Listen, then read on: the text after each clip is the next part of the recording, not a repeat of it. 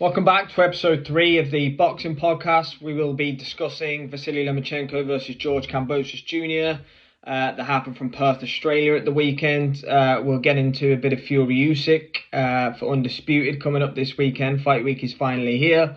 And we'll also discuss a couple of snippets of boxing news that have occurred over the past week or so. So we'll get straight into it, go into Loma against Kambosos from Perth. I put up my prediction short Friday before weigh-ins. I always thought from the off that Loma would have too much for Kambosos. I think stylistically it was always a great matchup for Loma. It was a match that he could really prop himself back into the upper echelons of lightweight. Probably a matchup that allows him to now go on and finish his career with a couple, maybe even 3 big paydays, which is probably the motivation for him taking the Kambosos fight, and obviously the IBF 135-pound title, which he's now picked up.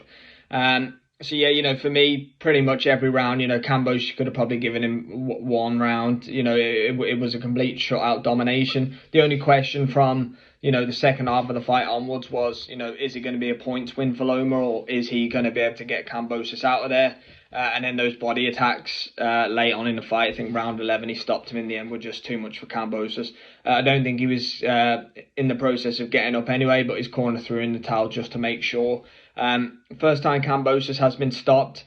I do like Kambosos. He's tough as nails. I have come on record before to say that I think he caught Teofimo Lopez at the right place, right time to win all the belts. And, unfortunately, he hasn't been able to recreate the form since then in the losses to Devin Haney twice and obviously Lomachenko now. So I'd like to see him move down the levels a little bit now.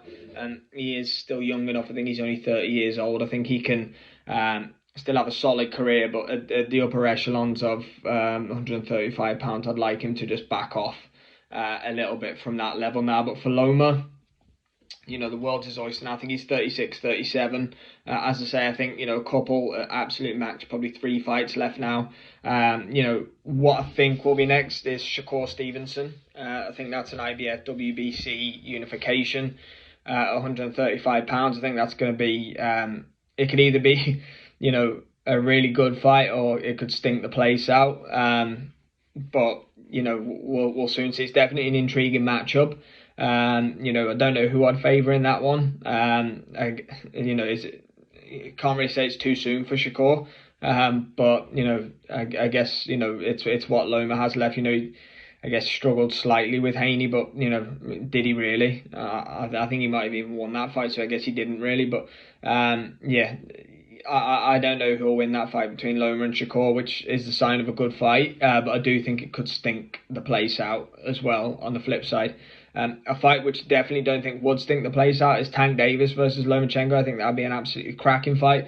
Can Tank get down to 135 pounds? For me, if he wants to, he definitely can. He's not a huge 140 pounder. If anything, he's just a blown up lightweight for me. He's down at super feather for a long time. That would be the fight, but I don't see a world in which that is next. You have the whole top rank PBC thing on the back of that too, whereas at least Shakur and Loma, it's an in-house fight, easy one to make. And you have Navarrete, Baranchyk, I think they're fighting, so you can potentially have the winner of that. But for me, the 2 fights are Shakur and Tank. Loma versus Tank is it's a dream fight, it's a super fight, that one. Really like to see that one happen, but I believe it'll be Shakur next. But let me know in the comments if you think there's any other options out there for the last couple of fights of what's been an absolutely outstanding career for Vasily Lomachenko. Great to see him roll back the years in Perth on Sunday morning. It'd be great to see him get a few more big wins on his record before he inevitably goes into the Boxing Hall of Fame. The big one is here now. Cannot wait for it. May the 18th, Riyadh, Saudi Arabia. Undisputed is here.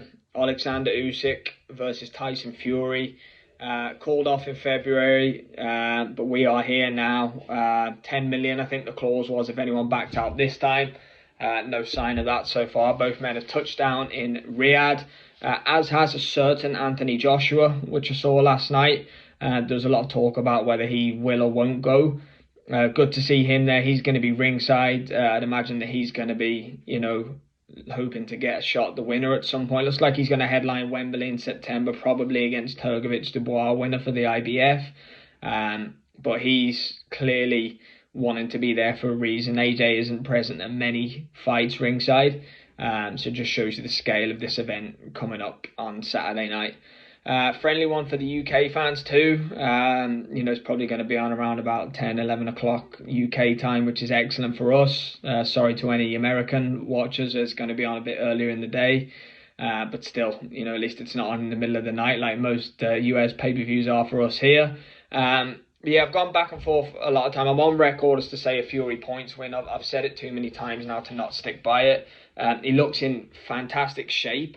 A lot's being made out of that, but for me, it's not the be-all and end-all. I don't think we can categorically say just because Tyson Fury's trained harder or he looks better that he's going to beat Oleksandr Usyk. It's really not that clear-cut. I saw Eddie Hearn change his prediction in the week, saying he now thinks that Tyson Fury is going to stop Usyk. When he was saying Usyk was going to win before. So, who knows what, I'm not going to lie, I've thought about changing my prediction, but I've said it too many times now, so I will stick with Fury on points. But I'm going to be doing a few videos throughout the week as well. Obviously we're going to have press conferences, weigh-ins, there's going to be media workouts. Going to analyse a lot of the body language and what's going on. I've no doubt at all Fury's going to come and stick it on Usyk at the final press conference. It's going to drive sales and it's going to drive the hype, and it's Fury's way of doing things, which is going to make it electric even with Usyk's lack of English. But it's just going to be a great fight. It's going to be a great spectacle. Apatire against Bradis is the co-main event. That's a rematch, of course.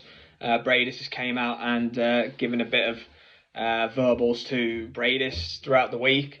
Called Cordina Kakachi. Some good fights on the undercard in fairness, which is where the Saudis do it right. A lot of the big fights in boxing history, the biggest ones tend to just have a main event and not too much going on in the undercard. But the Saudis do seem to really want to put on good, solid undercards too. Which is great because most of us do sit and watch the undercards regardless. Really interested to see how this week goes. It's going to be a game of inches. Fury Usyk. Usyk's footwork is amazing. Can Fury use his size against Usyk? These are all questions that we don't know. But we're going to get the answers on Saturday night.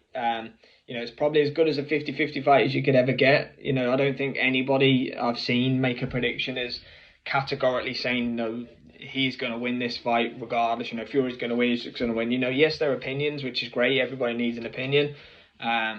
But we categorically do not know who's going to walk out of Riyadh undisputed on Saturday night, and I cannot wait for it. So let's have lots of interaction in regards to that this week.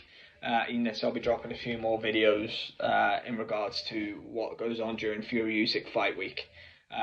Let's pray for no shenanigans. A couple more news points to cover. Obviously, I'm fresh off a huge 6th round KO of Lewis Neary on Monday in Tokyo. Naya Inoue is rumoured to potentially be fighting on the Riyadh season Wembley card. It's going to be headlined by Anthony Joshua. Potential opponent, one Jesse Bam Rodriguez, who would be moving up 2 weight divisions. Obviously, he has to go through Juan Estrada. Coming up, I think that's in Phoenix, maybe in June. Obviously, you have to win that and come through unscathed. But I do like the fight. Obviously, I heavily favour Inoue. The rumour is going to be a career high payday for Inoue of double what he earned against Lewis Neary. And obviously, it'd be a career high payday for Bam Rodriguez. It's the type of fight that Turki Al-Sheikh wants on his cards. So it would not surprise me in the slightest. Obviously, Inoue would then go on and fight Sam Goodman afterwards. He'd probably get step aside, but they're the fantasy fights that he wants to put on. So let's see how that one unfolds. Jerome Boots Ennis, he's back out in action in July at the Wells Fargo. Eddie Hearn's bringing him home to Philadelphia. He's fighting Cody Crowley in the defense of his IBF welterweight championship. Hopefully we can get an active Boots now. I think him and Hearn are really gelling. There seems to be good chemistry between the two of them. Eddie Hearn will keep him active. And let's see if he can move on to unifying the 147-pound division now with Spence and Crawford seemingly at 154. But yeah, this week's all about one thing. It's all about Undisputed. It's all about Saudi Arabia, Riyadh on May the 18th. Who is going to win this fight? I keep going back and forth in my head. I'm on record for Fury points now. I'm not going to change it. Let me know in the comments. Let me know who you think's going to win. I see a lot of Usyk. I see a lot of Fury. That is the sign of a fantastic fight. So yes, thanks very much for tuning in. As always, guys, thanks for subscribing. Please drop the video a like, and we'll have lots of Fury Usyk content coming in this week.